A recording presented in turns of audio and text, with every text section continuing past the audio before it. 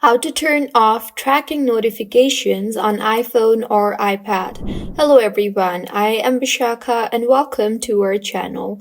I will take you through the step-by-step process on how to turn off tracking notifications on iPhone or iPad.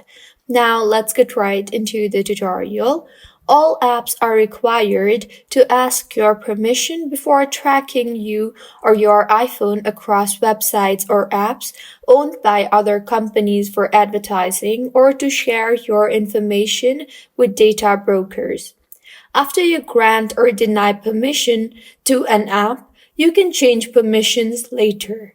You can also stop all apps from requesting permissions. So to do that, go ahead and launch the settings application on your device. You will see the option for notifications. Tap on that.